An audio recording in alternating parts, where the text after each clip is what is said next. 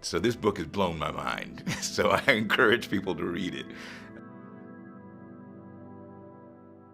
We, by Yevgeny Zamyatin. It was maybe the first dystopian novel written by a guy who was a former naval engineer in Russia. And he had been a Bolshevik. He had been part of the revolution, became disenchanted by Lenin, further disenchanted, disillusioned with Stalin's leadership, and he writes this book exploring the creeping totalitarianism as he viewed it. I mean, it's just incredible. It is, in many ways, a precursor to Orwell's, 1984. It seems it had to have influenced.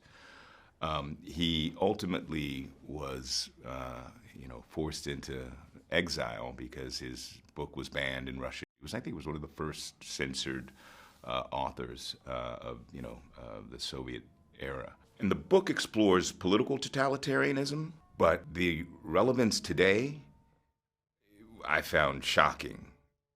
To yes, like kind of creeping authoritarianism, but also kind of corporate totalitarianism. Because he's an engineer, he's like got this like acute imagination relative to science and technology.